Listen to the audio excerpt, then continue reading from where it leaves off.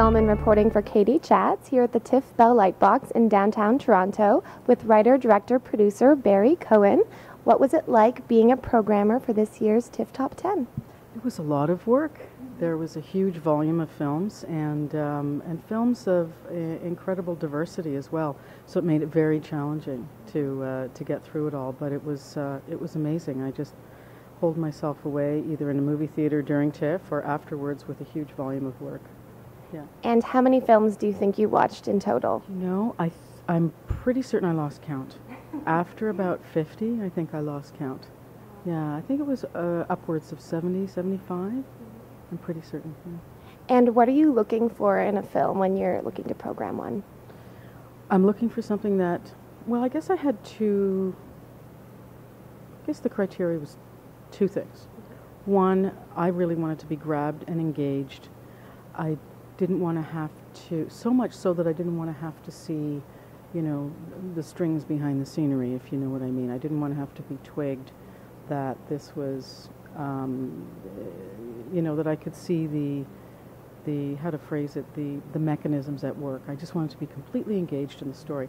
And the other thing was I wanted to find work, which wasn't hard. I was really pleased. It wasn't hard at all.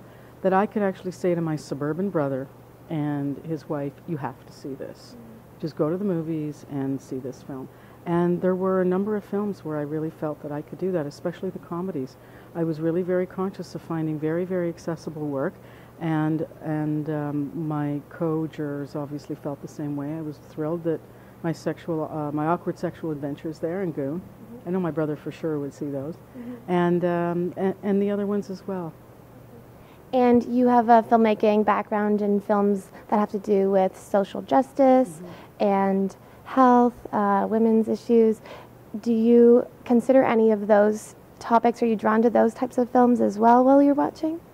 You know, yes and no, not necessarily. I mean, I think as individuals we're capable of having a very broad and diverse set of tastes, shall we say. So, you know, I love documentaries that engage and take folks on a journey of social justice. Excuse me. But I also am looking for great, you know, rom-coms and great stories that engage not just the head or even the feet, but the heart as well.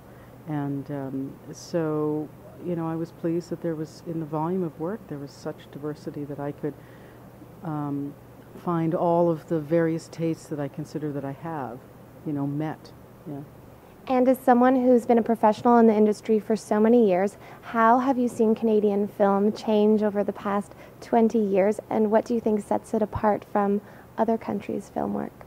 Okay, well, two things. I mean, one of the things that has always been the bugaboo of Canadian cinema in the past was storytelling, was writing and storytelling. And that's because we didn't exactly have a broad enough culture in television or in film that had enough volume to support writers, constantly writing and script writing. And we just didn't have that extensive industry as they do, say, in France or certainly in America, which tends to swamp us with their cultural product. But we also can be inspired by that. But their market is so much larger. So they have more opportunities for writers. And therefore, there's a lot of writing going on.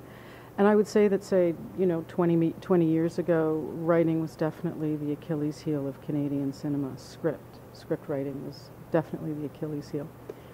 Less so. In fact, not so much at all anymore. I think we've evolved tremendously in the storytelling. I'm absolutely amazed and blown over. And there's also a more courageousness with material, like Xavier Dolan's film is so gutsy and displays such confidence that there's an example of someone who isn't second-guessing himself. And that you would never have seen, you know, years ago, really, except perhaps in Cronenberg. You know, same with Rebelle. I mean, you just wouldn't have seen that 20 years ago. That degree of passion and confidence and stick-to-itiveness in the storytelling, which for me is practically flawless. What sets us apart? The second part of your question. Well, I mean, we're a middle power. You know, we're perched between, you know, we have our roots in Europe and we're next to, you know, the biggest cultural market in the world. Consequently, I think we have an observer sort of attitude about things, and we also have one of the most diverse populations, certainly in our urban centers. And that shows in the work this year. I don't think it's coincidental that we have work from South Asians that are still distinctly Canadian in many respects, but also reflect a new Canadian perspective. And that's what I think sets us apart. And where do you hope to see Canadian cinema go in the future? Oh my goodness. That's a very interesting question. Go in the future.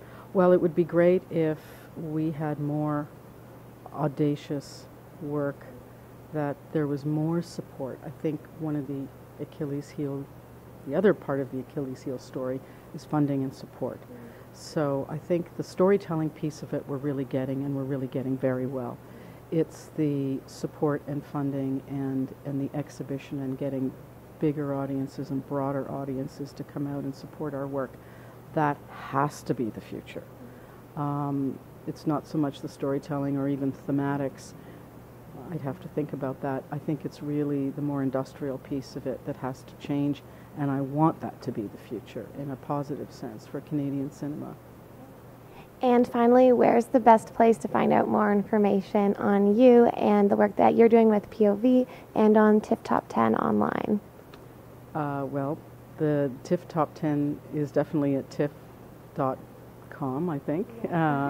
And I believe they're showing the films at TIFF ongoing throughout this winter, and many are going to be opening, I think, soon. And some of them have opened already. Rebelle, as we know, has been nominated for an Oscar for Best Foreign Film, I believe, which is terrific. I can't be more. I actually went yippee when I heard that. I was so happy. It's actually one of my personal favorites. And as for POV has its 25th. POV is the documentary film magazine for Canada on the art, business, and culture of documentary filmmaking. We're actually coming up to our 25th anniversary. So there's a big event planned for locally in Toronto for the end of February at the Transact Club, and we're going to stage a debate and talk about documentary as a public good, and should it be Canada's national art form. And so my work there is ongoing. I'm a policy writer, and I do the odd critical review piece. And then my own work, I have a new company that I formed with director-producer Alan Novak, and it's called All Screen Entertainment. So that's allscreenent.com. That's our, I guess, our online presence. And yeah, and we're developing projects right now, and I have a drama series in development, possibly a feature, with an executive producer of record. Don't want to jinx it, to talk too much about that. So I'm actually diverging myself into drama. Yeah, very excited about that. Thanks for asking. Yeah.